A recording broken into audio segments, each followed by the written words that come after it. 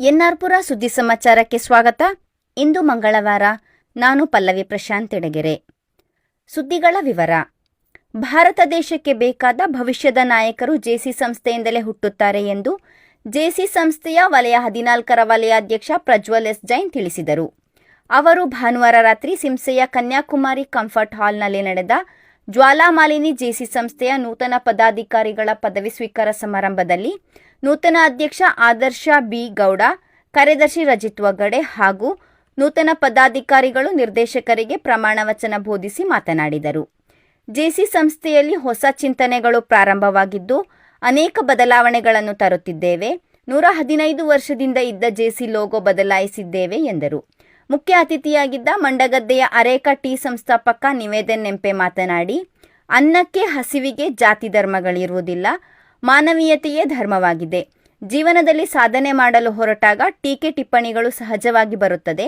ಅದನ್ನು ಮೀರಿ ದೊಡ್ಡ ಕನಸು ಕಂಡು ಅದನ್ನು ಸಾಕಾರಗೊಳಿಸಲು ಪ್ರಯತ್ನ ಮಾಡಬೇಕು ಎಂದು ಸಲಹೆ ನೀಡಿದರು. ಅತಿಥಿಯಾಗಿದ್ದ ಜೆಸಿ ಸಂಸ್ಥೆಯ 2023ರ ವಲಯಾಧ್ಯಕ್ಷರು ಹಾಗೂ 2026ರ ರಾಷ್ಟ್ರೀಯ ಸಂಯೋಜಕಿ ಯಶಸ್ವಿನಿ ಮಾತನಾಡಿದರು. ಜೆಸಿ ಸಂಸ್ಥೆಯ ಅಧ್ಯಕ್ಷ ಸಾರ್ಥಕ್ ಗೌಡ ತಮ್ಮ ಅನಿಸಿಕೆ ವ್ಯಕ್ತಪಡಿಸಿದರು. ಜ್ವಾಲಾಮಾಲಿನಿ ಜೆಸಿ ಸಂಸ್ಥೆಯ ನೂತನ ಅಧ್ಯಕ್ಷರಾಗಿ ಆದರ್ಶ ಬಿ ಗೌಡ ಹಾಗೂ ಕಾರ್ಯದರ್ಶಿಯಾಗಿ ರಜಿತ್ ವಗಡೆ ಅಧಿಕಾರ ಸ್ವೀಕಾರ ಮಾಡಿದರು. ಸಭೆಯ ಅಧ್ಯಕ್ಷತೆಯನ್ನು ಜೆಸಿ ನಿಕಟಪೂರ್ವ ಅಧ್ಯಕ್ಷ ಮನು ಎಂಪಿ ವಹಿಸಿದ್ದರು. ಅತಿಥಿಗಳಾಗಿ ಜೆಸಿ ಸಂಸ್ಥೆಯ ವಲಯ 14ರ ಪ್ರಾಂತ್ಯ ಎ ವಲಯ ಉಪಾಧ್ಯಕ್ಷ ವಿಎಸ್ ಅಶೋಕ್, ಜೆಸಿ ಕಾರ್ಯದರ್ಶಿ ಮಿಥುನ್ ಗೌಡ, ಕಾರ್ಯಕ್ರಮ ನಿರ್ದೇಶಕ ಜೆಎನ್ ವಿನಯ್, ಜೆಸಿ ರೈಟ್ ಅಧ್ಯಕ್ಷೆ ನಿಶ್ಮಿತಾ, ಜೂನಿಯರ್ ಜೆಸಿ ಅಧ್ಯಕ್ಷೆ ಆಶ್ಮಿತಾ ಎ ಗೌಡ ಇದ್ದರು. ಕಾರ್ಯದರ್ಶಿ ಮಿಥುನ್ ಗೌಡ ವರದಿ ವಾಚಿಸಿದರು. ಇದೇ ಸಂದರ್ಭದಲ್ಲಿ ನಿವೃತ್ತ ಸೈನಿಕ ಸುಬೇದಾರ್ ಪ್ಯಾಟ್ರಿಕ್ ಪ್ರದೀಪ್ ಹಾಗೂ ಪ್ರಗತಿಪರ ಮಹಿಳಾ ಕೃಷಿಕರಾದ ಕೆಸಿ ಭಾರತಿ ಅವರನ್ನು ಸನ್ಮಾನಿಸಲಾಯಿತು. ಸಾಲು ಮರದ ತಿಮ್ಮಕ್ಕ ಅವರ ಭಾವಚಿತ್ರಕ್ಕೆ ಪುಷ್ಪಾರ್ಚನೆ ಮಾಡಿ 2 ನಿಮಿಷ ಮೌನಾಚರಣೆ ಮಾಡಲಾಯಿತು. ಕುಮಾರಿ ಮಾನ್ಯ ಕಾರ್ಯಕ್ರಮ ನಿರೂಪಿಸಿದರು. ಶ್ರೀ ಜ್ವಾಲಾಮಾಲಿನಿ ಅನ್ನುವಂತಹ ಘಟಕ ಯಾವತ್ತೂ ಮರೆಯೋದಿಲ್ಲ ಅಂತ ಹೇಳ್ತಾ, ಸ್ನೇಹಿತರೆ, ಜೀವನದ ನಮಗೆ 2ನೇ ಅವಕಾಶ ಅನ್ನುವಂತ ಸಿಗ್ತಾ ಹೋಗ್ಬೋದು, ಆದ್ರೆ 2ನೇ ಜೀವನ ಅನ್ನುವಂಥದ್ದು ಸಿಗೋದಿಲ್ಲ. ಇದನ್ನ ಹೇಳ್ತಾ ಅಧ್ಯಕ್ಷ ಅವಧಿ ಅನ್ನುವಂಥದ್ದು ಸಿಗೋದು ಒಂದೇ ಸತಿ.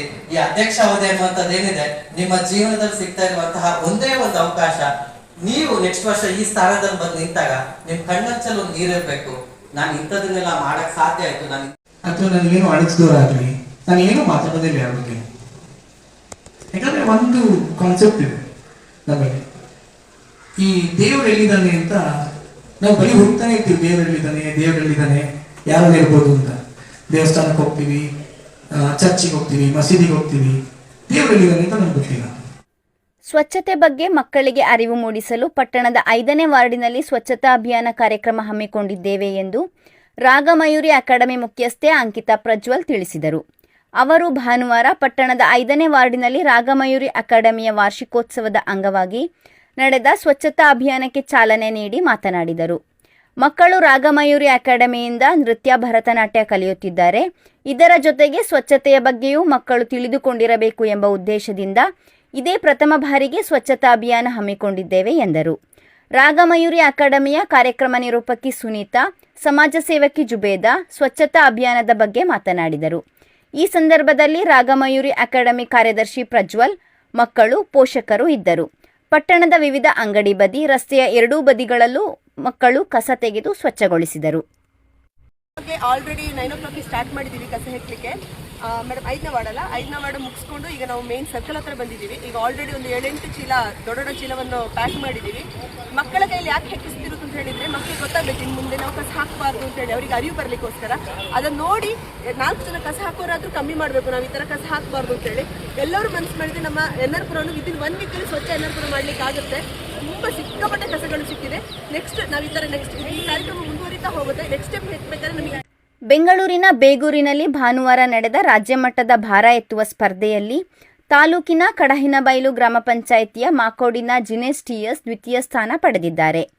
ಬೆಂಗಳೂರಿನ ಬೇಗೂರಿನಲ್ಲಿ Appu classic 2025 third open Karnataka deadlift and fitness championship ಏರ್ಪಡಿಸಿದ್ದ ಭಾರ ಎತ್ತುವ ಸ್ಪರ್ಧೆಯಲ್ಲಿ 66ರಿಂದ 74 ಕೆಜಿ ವಿಭಾಗದಲ್ಲಿ ನರಸಿಂಹರಾಜಪುರ ತಾಲೂಕಿನ ಮಾಕೋಡಿನ ತೇಲಕಾಡನ್ ಶೈಜು ಅವರ ಪುತ್ರ ಜಿನೇಶ್ ಟಿಎಸ್ ಅವರು ಡೆಡ್ ಲಿಫ್ಟ್ 225 ಕೆಜಿ ಭಾರವನ್ನು ಎತ್ತಿ ದ್ವಿತೀಯ ಸ್ಥಾನ ಪಡೆದರು. ನಂತರ ನಡೆದ ಸಮಾರೋಪ ಸಮಾರಂಭದಲ್ಲಿ ಸಂಸ್ಥೆಯ ಮುಖ್ಯಸ್ಥ ಬಸಂತ್ ಪ್ರಧಾನ್ ಅವರು ಜಿನೇಶ್ ಟಿಎಸ್ ಅವರಿಗೆ ಪ್ರಶಸ್ತಿ ಪತ್ರ, ಮೆಡಲ್, ನಗದು ಪುರಸ್ಕಾರ ಹಾಗೂ ಟ್ರೋಫಿ ನೀಡಿ ಗೌರವಿಸಿದರು.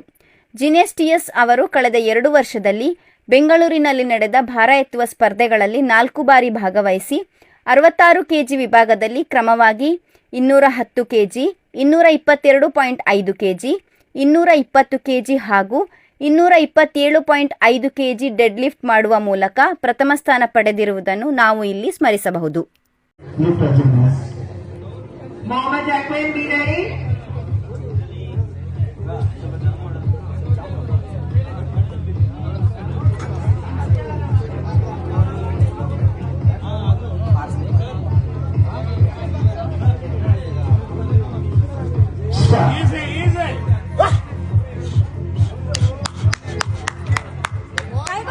ಕಡೂರು ತಾಲೂಕಿನ ಗಿರಿಯಾಪುರದಲ್ಲಿ ಶನಿವಾರ ನಡೆದ ಜಿಲ್ಲಾ ಮಟ್ಟದ ಪ್ರತಿಭಾ ಕಾರಂಜಿಯಲ್ಲಿ ನರಸಿಂಹರಾಜಪುರ ತಾಲೂಕಿನ ಸೌತಿಕೆರೆಯಲ್ಲಿರುವ ಕಿತ್ತೂರು ರಾಣಿ ಚೆನ್ನಮ್ಮ ವಸತಿ ಶಾಲೆಯ 10ನೇ ತರಗತಿ ವಿದ್ಯಾರ್ಥಿನಿ ಕುಮಾರಿ ಯು ಸಮೃದ್ಧಿ ಚರ್ಚಾ ಸ್ಪರ್ಧೆಯಲ್ಲಿ ಪ್ರಥಮ ಸ್ಥಾನ ಪಡೆದು ರಾಜ್ಯ ಮಟ್ಟಕ್ಕೆ ಆಯ್ಕೆಯಾಗಿದ್ದಾರೆ ಎಂದು ಕಿತ್ತೂರು ರಾಣಿ ಚೆನ್ನಮ್ಮ ವಸತಿ ಶಾಲೆಯ ಪ್ರಾಂಶುಪಾಲ ಎಚ್.ಇ. ಅಜ್ಜಪ್ಪ ತಿಳಿಸಿದ್ದಾರೆ. ಅಲ್ಲದೆ ಕಿತ್ತೂರು ರಾಣಿ ಚೆನ್ನಮ್ಮ ವಸತಿ ಶಾಲೆಯ 10ನೇ ತರಗತಿಯ ವಿದ್ಯಾರ್ಥಿನಿ ಕುಮಾರಿ ಇ.ಪಿ. ದ್ರವ್ಯ ಭಾಷಣ ಸ್ಪರ್ಧೆಯಲ್ಲಿ ದ್ವಿತೀಯ ಸ್ಥಾನ ಪಡೆದಿದ್ದಾರೆ. ವಸತಿ ಶಾಲೆಗೆ ಕೀರ್ತಿ ತಂದ 2 ವಿದ್ಯಾರ್ಥಿನಿಯರನ್ನು ಕಿತ್ತೂರು ರಾಣಿ ಚೆನ್ನಮ್ಮ ವಸತಿ ಶಾಲೆಯ ಪ್ರಾಂಶುಪಾಲರು, ಸಹ ಶಿಕ್ಷಕರು ಅಭಿನಂದಿಸಿದ್ದಾರೆ. ತಾಲೂಕಿನ ಸುದ್ದಿ ಸಮಾಚಾರಗಳಿಗಾಗಿ ಸದಾ ಕೇಳ್ತಾ ಇರಿ NR ಪುರ ಸುದ್ದಿ ಸಮಾಚಾರ. ವಂದನೆಗಳು.